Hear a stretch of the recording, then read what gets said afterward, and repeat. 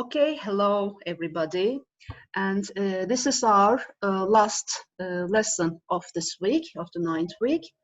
And in this lesson, I would like to talk about Didima, uh, which was famous with its colossal temple, Apollo temple, and the oracles that lived there.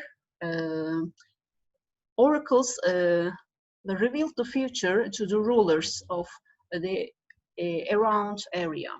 Okay, in its heyday, Didyma was not a city, actual city actually, but it was a place of worship connected with Miletus by the so-called sacred way. And I will talk about Miletus in our next lessons. This road was used by the pilgrims who arrived at Didyma, seeking answers to nagging questions, who would wish to consult the oracles. And nowadays, the town of Didim, whose most famous monument is the Temple of Apollo, is a small seaside resort located in the province of Aydın on the Aegean coast. The main source of livelihood of its inhabitants is tourism, but also agriculture, especially the cultivation of wheat and cotton is still an important part of the local economy. Well, the reason for Didim's popularity among vacationers is an attractive location on the northern shore of Güllük Bay. Opposite of it is Bodrum Peninsula, and the advantages of Didim for some bathers are perfectly reflected in the names of towns districts.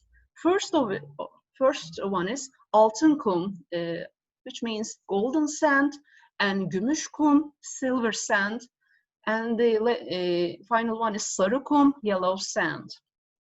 This sounds really attractive for the sunbathers. Okay, let's have a look to its history. The history of settlement in Didim region dates back to Neolithic times. The excellent location attracted settlers from Crete, and then in the 16th century BC from Mycenae.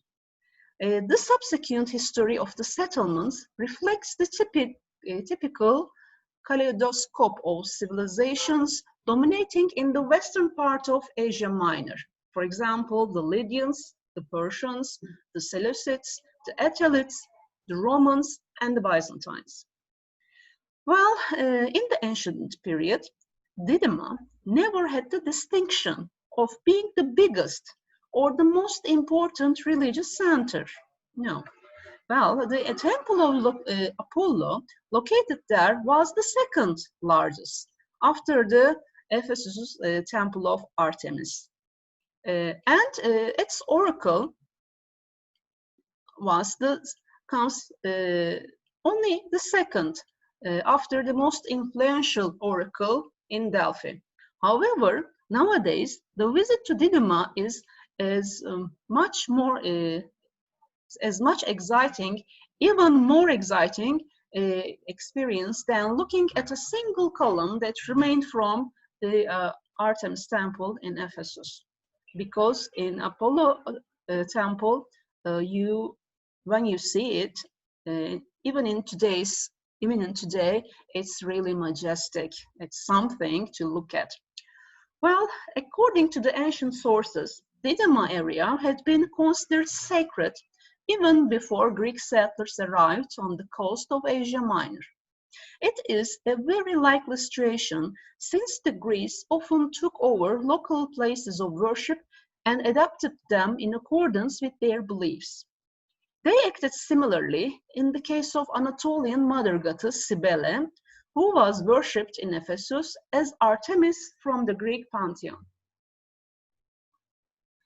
Well, the construction of the mighty temple, the archaic Didymaion, which is the temple of Apollo, was completed around 550 BC. This temple was to bring glory to the most significant of the Ionian cities at that time, such as Miletus. Today, the remains of the archaic temple are located under the later Hellenistic construction, but it is possible to reconstruct its possible appearance. It's known that the architects of Didymaeon were under the influence of the temples built a little earlier on the island of Samos and in Ephesus. The sanctuary in Didyma was managed by the family known as the Brachidei. They were the priests descended from the legendary Branchos, the son of Apollo. According to another version of the family history, their progenitor, yani ataları, Branchos was the son of a hero named Smikros, who settled in Miletus. Before his birth, his mother had a dream in which the sun entered her mouth, went through her entire body, and came out of the belly. This was considered a good omen, and the boy was named Branchos, which means the Broncos. When Branchos grew up, he became a shepherd, and in the mountains he saw Apollo, who fell in love with him.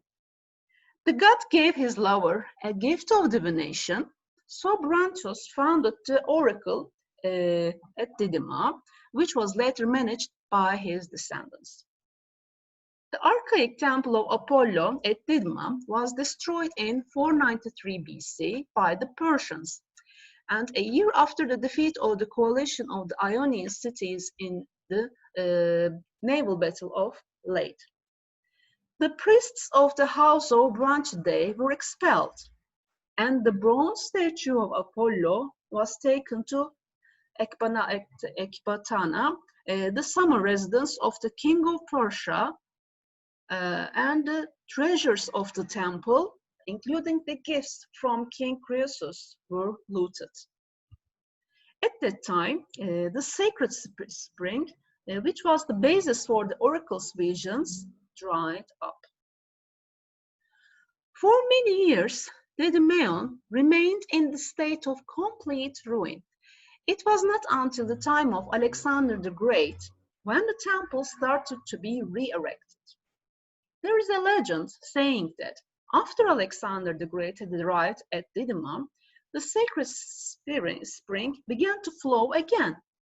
And around 300 BC, Hellenistic ruler Seleucus I brought back the statue of the god Apollo to Didyma back. The Milesians began to build a new temple, which was eventually to be the largest in the Hellenistic world. The work was supervised by two architects, Paionios, who also built the temple of Artemis at Ephesus, and Daphnis, the second architect. Well, the persecutions of Christians were long remembered here, and the temple of Apollo's role in the events was not forgotten. In the period when Christianity was first tolerated and then became an official state religion, and most of the pagan temples were abandoned and forgotten. However, the Didymaeon was selected for the reuse as a church. This was not unique, as similar transformations can be seen in numerous locations, for instance in Aphrodisias. The case of Didyma is special.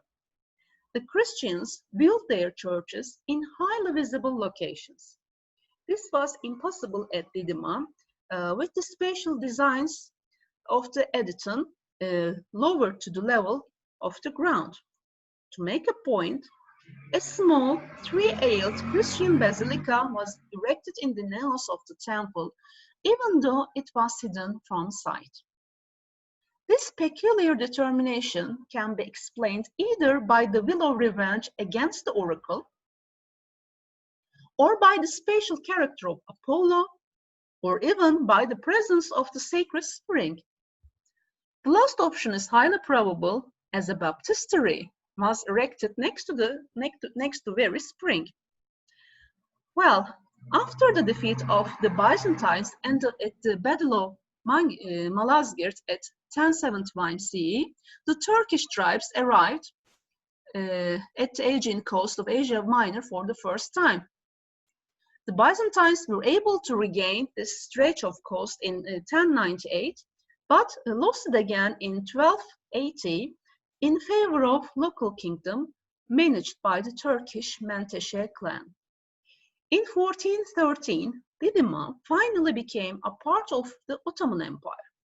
In these times, it was known as Yoranda. In the early years of the Turkish Republic, the village was renamed as Hisar. It means castle in English.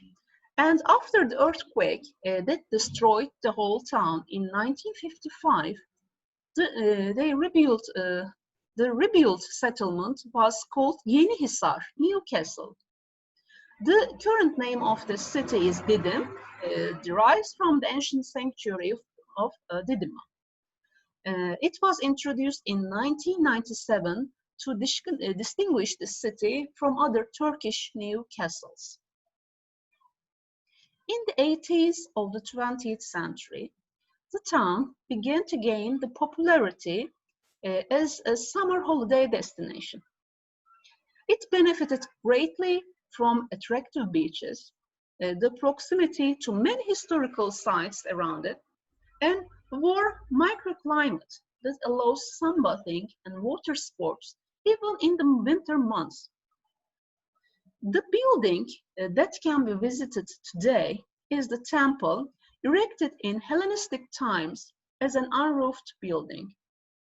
Its plan, similar to the archaic Didmanian, was the dipteros of the Ionic order. This temple measured to 51 to 109 meters, and these impressive dimensions made it the third largest structure in the whole Hellenistic world, exceeded in size only by the Temple of Artemis in Ephesus and the Temple of Hera on the island of Samos. The temple stood on a high foundation called Crepidoma, which consists of 7 steps, and it was 3.5 meters high. There was also a flight of 14 steps on the eastern side.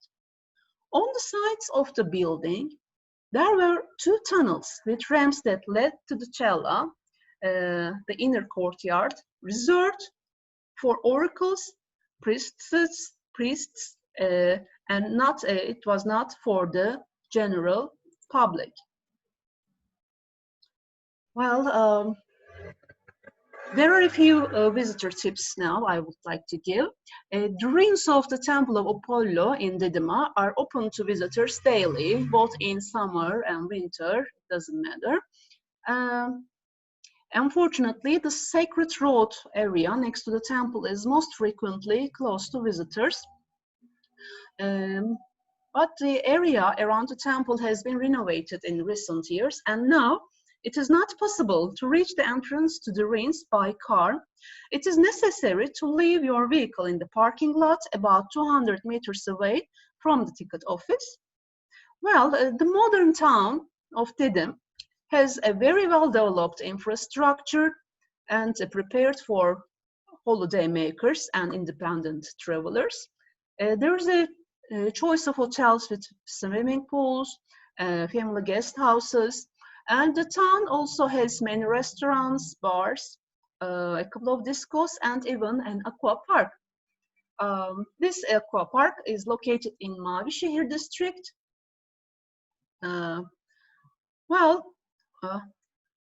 Didim is a small-sized town, so do not expect an extravagant nightlife as in Marmaris or Bodrum, but it is a quiet resort town oriented to host families with children and many people that loves evening walks along the beach, along the beautiful sands of the beaches. And in 2009, a new marina was opened in Didim. It is known as the Marine Didim, and it can accommodate up to 580 boats, which makes it the largest marina in Turkey. Well, it offers its visitors a clubhouse, a shopping center, several restaurants, and a hotel. The residents of Didim hope that this marina will attract more tourists to their city so that they can flourish even more. But they are still happy to be a quiet town. Okay, this is the end of my lesson now, and I will see you in our next video, the first video of the 10th week, okay? If you have questions, don't forget to ask them in the forum, and I'll see you. Bye-bye. Take good care of yourselves.